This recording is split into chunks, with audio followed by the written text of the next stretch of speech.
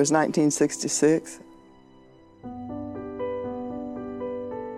One morning I was campaigning. It was 4 o'clock in the morning, and I was standing at a cotton factory here in Atlanta, and this woman came out, and she had on dark clothes with lint all over her, and you could tell she was really weary from working all night long.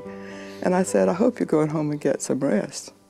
And she said, well, Ms. Carter, I hope I can too, because we have a mentally ill daughter at home, and my husband, Sarah, doesn't afford us to have good help for her. So I stay. She said, we do the best we can. Went to the city in Georgia and found out that Jimmy was coming that night. So I stayed and got in line. Nobody knew I was there. And when he got to me, he took my hand before he looked at me, and then he said, what are you doing here?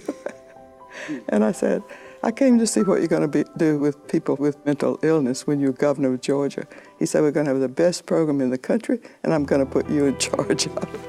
Well, we lost that time, but 4 years later, the first month he was governor, he established the Governor's Commission for Mental Health Issues.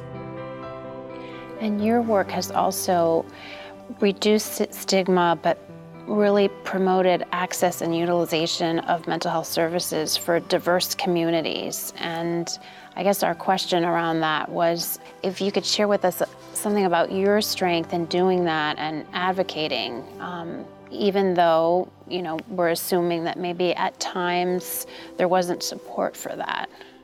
Well, you know, when you see people recovering and leading good lives in the community, you're concerned about those that are not. I mean, you know, why can't we have good services so that everybody can have access to this kind of help? Things don't move very fast, and particularly in the past in the mental health field.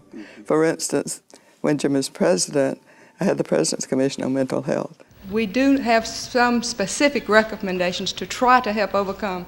One is to speak out and get people talking about mental illness so that everybody in our country can realize that it's just an illness like any other illness. Every person in this room should be proud of this report. I am, and you will be too. Got the bill passed 1 month before Jimmy was, as he says, involuntarily retired from the White House. And it had parity, it had integration of services, it had incentives for people to go into the mental health profession.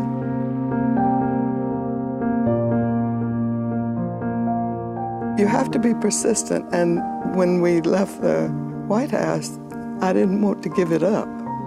And I remember when we came home trying to decide what we wanted to do, and I said, well, I'm going to continue my mental health work. The best thing that could happen in the mental health field is to get rid of stigma, and I've been working on it forever. And we were brainstorming to see what else we could do. And somebody said, well, since the media has such an impact on how people feel about mental illnesses, why don't we bring some here and train them on how to report accurately and in-depth about mental health issues. There is no reason for anyone to be ashamed or embarrassed when suffering from mental illness, and yet the stigma is still pervasive.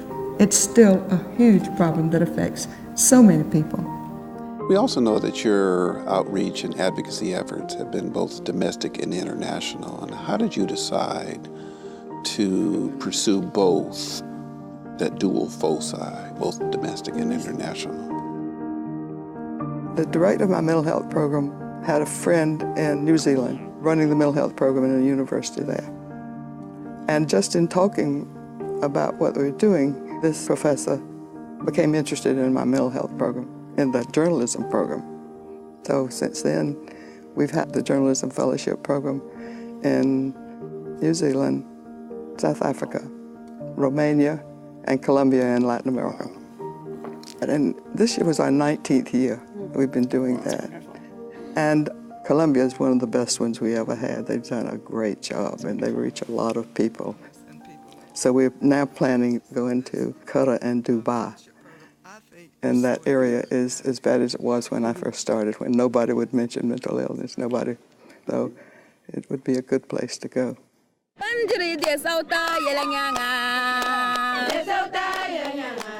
We travel so much. And everywhere I've been, I've talked about mental health. If I met the spouse of a governor, the spouse of a president, I try to look for mental health places. Just seeing that the issue's the same everywhere. We had programs in Liberia. We had an Access to Justice program helping women. We took nurses and trained them to be psychiatric nurses. And so we had staff there already, a quarter cent of people there already.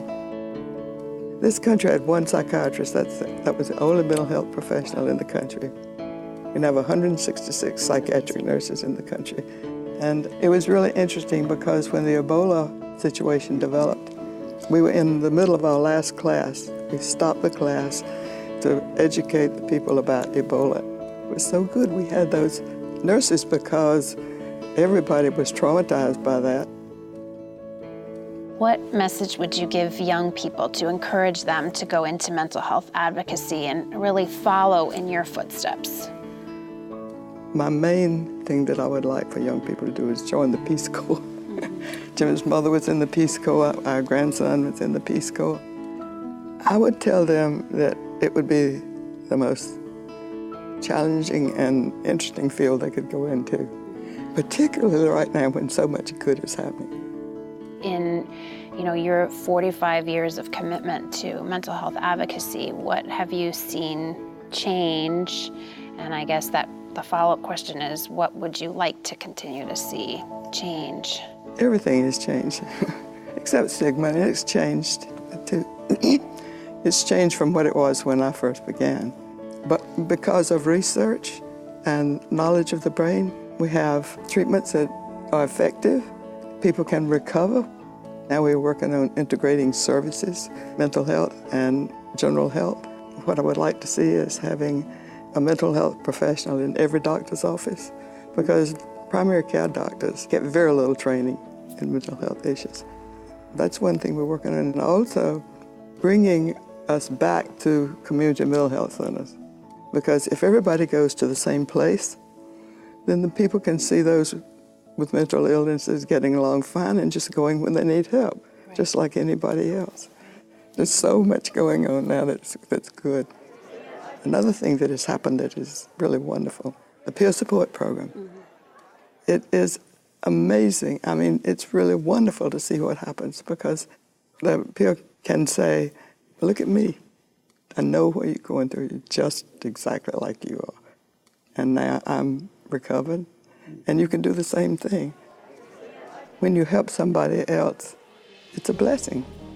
And I tell young people that if they help someone else, they'll have a better life. And I also tell them that one of the most important times, I think, in their lives is when they get through college and go out into the world. They are as free as they'll ever be. And I encourage them always to volunteer in the communities, to do something for other people, like work for Habitat for Humanity. Something like that will change their life forever in a very positive way. I think that stigma is beginning to move. I just feel like it's going to be quickly, not going to be through it. We have a long way to go, but I think it's beginning faster than I ever thought it would, and particularly among young people. Yes.